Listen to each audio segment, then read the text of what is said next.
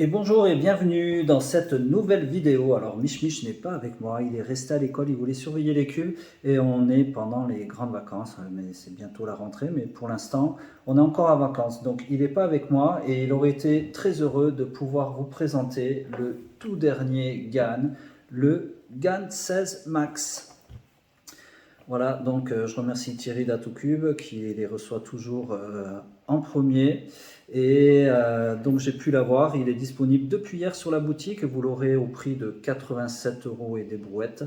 Voilà, le tout dernier GAN. Alors pour ceux qui me suivent un peu, vous savez que je suis plutôt parti sur le Mouillou ces derniers temps. Et je disais à Thierry, il faut vraiment que GAN se remette en question parce que pour moi, ils étaient clairement dépassés, là, notamment avec le GAN 15 et tout ça, qui pour moi était une grosse déception. J'avais des lock-up, des blocages un peu partout. Et donc là, ils ont vraiment travaillé sur leur nouveau cube. Ils ont fait énormément de modifications et ils ont bien travaillé sur la stabilité. Vous entendez en fond mon chat qui n'est pas content. Ils ont travaillé sur la stabilité et donc c'est un cube qui me fait très envie. Donc je vais pouvoir le tester et regarder ce que j'en pense donc dans cette vidéo. Ensuite, on va passer sur le déballage, on va regarder ce qu'il y a à l'intérieur. Et dans une deuxième partie, comme d'habitude, je vous montrerai comment ça se règle.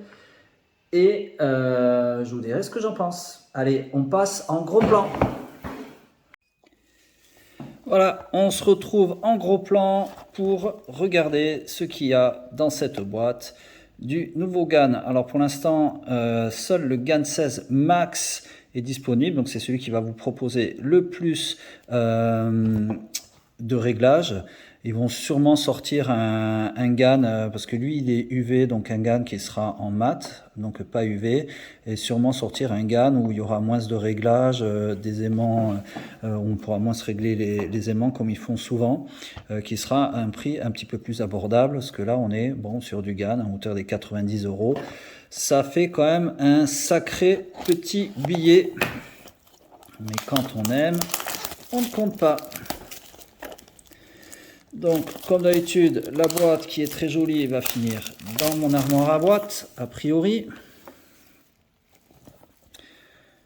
Voilà, c'est une jolie boîte. Bon, alors après, comparé à ce qu'on a pu voir chez GAN, mais notamment sur les éditions limitées, avec des boîtes qui s'ouvrent avec des magnets et tout ça, là, bah, c'est une boîte assez simple, rien de particulier à dire. Dès qu'on ouvre, on tombe sur une petite carte d'authentification avec un numéro de série pour bien prouver que c'est le vrai GAN.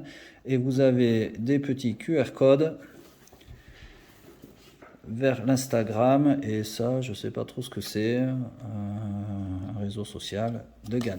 Là vous avez eu mon chat qui est ici. Allez, on va commencer par la boîte d'accessoires. Assez grosse boîte parce que je crois que l'outil comme d'habitude est assez imposant. Donc on retrouve une jolie pochette en tissu. Bon, moi perso je m'en sers pas, enfin si je m'en sers de quelques-unes mais pas pour le cube, mais c'est sympa de l'avoir. Un petit, j'imagine c'est un manuel pour apprendre à régler le cube. On reviendra plus tard dessus. Ils se sont passés du petit manuel pour apprendre à résoudre le Rubik's Cube qui est pas trop mal, et la fameuse boîte d'outils. Voilà, donc ça sert à pouvoir enlever les centres. Il est plus petit, je sais pas s'il est plus petit que celui du GAN 15. Alors ça, j'ai toujours dit que c'était un peu embêtant, parce que si tu dois te trimballer avec pour pouvoir enlever tes centres, ça prend de la place. Mais c'est quand même un outil super pratique quand tu dois enlever tes centres. Dans la boîte, j'adore. Les boîtes GAN, elles sont vraiment très réussies. Et voilà, le GAN 16 Max. Si on compare au GAN 15... Donc j'ai pas sorti mon Mouillou, hein, mais peut-être que je vous le ferai dans la deuxième partie pour vous montrer. Ce sont des cubes qui sont en 56 mm, hein. Les Mouillou sont en 55,5. Ceux qui suivent savent que j'adorais le Super Weilong, la version 2, qui était en 55, parce que j'aime bien quand les cubes sont un peu plus petits. Mais là, c'est du 56. Il n'y aura pas trop le choix. Au niveau du schéma des couleurs, hein, elles sont identiques.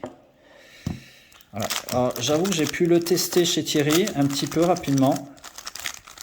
Et il m'a fait plutôt bonne impression. À voir après, hein, faut le tester, le régler et tout ça. Donc à lubrifier, j'avais vu la vidéo review de Néanto. Je pense pas que tu regardes cette vidéo Néanto, mais si jamais tu la regardes, je te passe un coucou. Et je voulais dire que ton travail, j'aime beaucoup ce que tu fais. Niveau qualité vidéo, tu es quand même clairement au-dessus de moi. J'avais vu ta vidéo où tu disais qu'il faudrait le lubrifier pour le ralentir un peu parce que tu le trouvais trop rapide.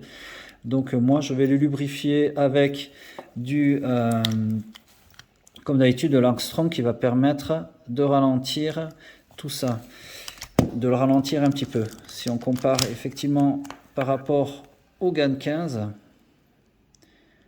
on est sur des pièces vraiment différentes. Moi c'est un GAN 15 Pro que j'avais. Et les pièces sont vraiment très différentes. Et il y a ce petit système qu'on voyait dans le Tornado V3 là, qui n'avait pas chez GAN avant et qui peut-être va permettre d'éviter tous les lock-up que je n'aimais pas sur les cubes GAN. Voilà, au fond de la boîte on retrouve comme d'habitude les différents magnettes.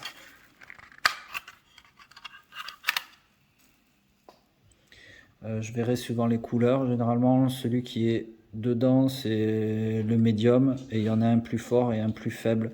Mais là, comme ça, je ne sais pas lequel c'est. Excusez-moi, il y a mon fils qui m'a demandé quelque chose en même temps. Je regardais plus tard. Le cube est lubrifié déjà.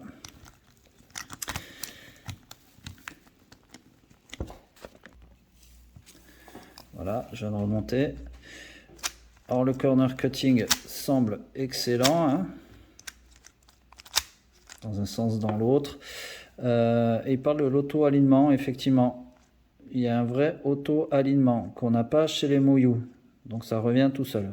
Bon, voilà, je sais que pour certains, c'est important. Notamment Gilles, si tu me regardes, je crois que pour toi, ça l'était. Il y a un petit bruit que j'aime pas trop. Comme s'il y avait un aimant qui se baladait. Allez, je vais le lubrifier, apprendre à le régler et je reviens vers vous. Allez, on se retrouve dans cette deuxième partie de vidéo où tout d'abord, déjà, je voudrais rectifier quelque chose. Alors, j'ai rectifié par écrit, mais c'était pas un GAN 15, c'est un GAN 14, c'est le cube de mon fils. Et c'était le GAN 14 Pro, si je dis pas, il y a tellement de cubes qui sont sortis, je me suis mélangé. Le GAN 15, je l'ai plus. Donc, les comparaisons que j'ai faites, c'était avec un GAN 14. Ceci dit, pour moi, ça change pas grand-chose. On va regarder tout de suite au niveau des réglages. Alors au niveau des réglages, la première chose à faire, c'est, si vous voulez, tiens, ça tombe bien parce que c'est un bon exemple, c'est si vous avez envie de changer les aimants. Alors à la base, il vous est livré avec les aimants blancs qui sont les moyennement forts, les bleus sont les plus légers, et moi j'ai mis les verts les plus forts. Affaire de goût. Ça se trouve dans 3 jours, je vais remettre les blancs ou les bleus, je sais pas trop pour l'instant. Voilà, alors je trouve qu'il est pas bien fait. Alors autant sur les autres GAN, vraiment tu prenais le petit outil là, t'enclenchais ton système, tu le rentrais dedans et hop, ça bloquait bien. Là franchement j'ai galéré. Alors du coup, moi j'ai tout fait à la main, j'ai laissé l'outil. Donc on sort, vous prenez l'aimant, vous le mettez dedans et hop, on tourne. Mais comme vous avez pu voir tout à l'heure, quand je l'ai sorti, il n'était pas bien enclenché. J'arrive pas à bien trouver le cran pour l'enclencher. J'ai eu du mal. Il a fallu que je les mette tous et que je vérifie en tirant dessus qu'ils étaient bien enclenchés. Et la preuve que c'était pas bien fait, vu qu'il y en a un qui est sorti dès que je l'ai enlevé. Donc vous sortez, l'aimant que vous voulez pas, vous le tournez dans le sens anti-horaire. Vous l'enlevez, vous mettez le nouveau, vous retournez dans le sens des aiguilles d'une montre. Et ça fait un tout petit clunk. Mais je trouve qu'il n'est pas très... autant sur les anciennes versions, il me semblait vraiment que tu cliques, tu mettais, et c'était plus facile. Voilà. Hop. Donc ça va aller aussi avec le reproche que je fais sur cette boîte, que j'aime beaucoup en soi. Mais les aimants en dessous, ça agrandit la boîte pour pas grand chose, parce que du coup, une fois que tu as changé tes aimants, c'est pas un truc qu'on va changer tous les jours. Moi, je préfère avoir une boîte un peu plus petite, et avoir les aimants à côté comme ils pouvaient faire notamment à l'époque des GAN 12. Voilà, donc ça c'était pour le réglage des aimants. On va passer au réglage des centres, et là j'ai envie de dire alléluia. Alors l'outil, là où j'ai ressorti l'outil qu'il y avait avant sur les GAN 15. Voilà, donc ouais, niveau taille, ça reste quelque chose de gros. Alors autant ceux-là, je trouvais que quand on mettait, ça enlevait vraiment bien le centre, vous voyez. Alors que là, sur celui-là, je trouve que c'est pas aussi efficace, mais bon, ça s'enlève quand même. Et franchement, c'est gros comme outil, mais quand on veut enlever les centres, clic, clic, clic, ça part assez vite. Et là, alléluia, j'espère que ça va bien se voir parce qu'ils ont fait un truc hyper intelligent. Ils ont mis les numéros en noir sur un faux blanc. Attends. Oui, excusez-moi, c'était le temps qu'on ait une belle mise au point pour pouvoir bien voir. Donc ces chiffres en noir sur fond blanc, et là on les voit, même moi avec mes yeux vieillissants, hein, vous savez, pour ceux qui me suivent, que je suis toujours en galère pour voir les petits numéros, et bien là ils se voient très bien. Alors, il y a deux réglages, donc on a la roue dentée au fond, c'est la tension. La tension donc qui va de 1 à 12. 1 c'est le plus desserré et 12 c'est le plus serré. Alors moi, comme vous pouvez le voir, si il veut bien refaire la mise au point, parce qu'il y avait une super mise au point, et c'est parti. Je l'ai réglé hier sur 11, s'il te plaît. Oui, donc je vous disais, hier je l'ai réglé sur 10 et pas sur 11. Et vous voyez en haut, là, dans le cran, ça se voit pas bien, il y a une petite encoche dans le centre et qui indique à quel numéro vous êtes. Alors là, pour le régler, vous utilisez votre outil avec les deux crans, vous allez au fond, vous allez voir que quand vous êtes à près de 12, ça fait un gros clic, vous êtes revenu sur le réglage 1, donc là je suis à 11, 12, le gros clic, donc je suis revenu à 1, 2, 3, 4, 5, 6, 7, 8, 9, 10. Moi j'ai mis le réglage quasiment plus serré sur ce cube. Assez étonnamment, et là vous voyez le réglage du center travel, donc c'est avec les petits numéros là, et vous avez trois petites encoches, donc là ça va de 1 le plus serré à 6 le plus desserré, donc avec ces petites encoches là, le petit outil, vous faites tourner, hop, donc là je suis à 1, 2, 3, non je ne l'ai pas bougé, voilà, et par contre, contrairement à certains cubes, ça se tourne tous dans le sens des aiguilles d'une montre. Hein. Les deux réglages se font dans le même sens. Et là, je suis à 4, 3, 2 et 1. Voilà. Donc, vous faites ça sur vos 6 centres. Et c'est nickel. Voilà, désolé pour la qualité vidéo, j'espère quand même que vous avez bien vu les numéros. Donc voilà, rien de bien compliqué, il faut se rappeler que la tension c'est la roue dentée en bas de 1 à 12, 1 le plus desserré, 12 le plus serré. Et le center travel dans la roue centrale, 1 le plus serré, 6 le plus desserré.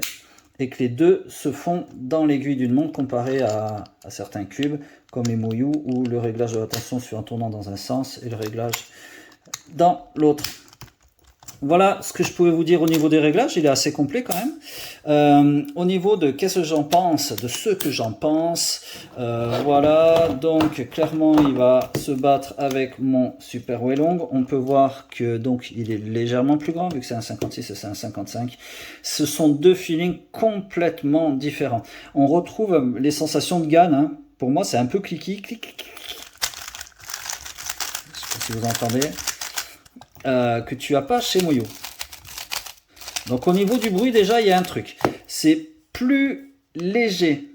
Quand on cube avec, ça donne une impression, moi ça me donne une impression de fragilité, un peu comme si je vais l'éclater, qui va exploser, alors que celui-là donne une sensation plus de solidité et de robustesse. Il est plus lourd hein, dans les mains, voilà. Par contre, si vous aimez les GAN, foncez, parce que comparé au dernier GAN que j'ai pu avoir, il y avait des lock-ups, ça bloquait de partout, là j'ai fait plus de 100 solves avec, je fais à peu près les mêmes temps, hein. Ne pensez pas qu'en changeant de cube vous allez devenir meilleur, ça ne change rien le fait de changer de cube, mais je n'ai eu quasiment aucun blocage, aucun lock-up, ce qui était pour moi la bête noire sur les GAN et qui faisait que je ne pouvais pas QB avec ces derniers temps, que je partais sur du Moyou. Et du coup, en plus, il est ultra rapide et au niveau TPS, j'ai gagné un peu. Donc sur la partie LL, OLL, PLL, je pense que je suis un petit peu plus rapide avec celui-là que celui-là. Et sur la partie F2L, du coup, c'est un petit peu équivalent. Donc ça va jouer vraiment au feeling. Moi, pour l'instant, j'ai un peu du mal avec ce côté clicky et tout ça de GAN, mais je le trouve vraiment intéressant, donc je pense que je vais un petit peu cuber avec. Voilà, donc n'hésitez pas si vous avez des questions, posez-les moi en commentaire et j'y répondrai. Et si vous avez un petit peu d'argent, vous aimez GAN, vous avez aimé les GAN 14 et GAN 15, n'hésitez pas, hein, foncez directement. Si vous êtes sur Moyou et que vous avez envie de tester quelque chose un peu plus différent, de peut-être plus rapide comme cube, n'hésitez pas à aller le tester. Allez, je vous souhaite une bonne journée, je vous dis à bientôt.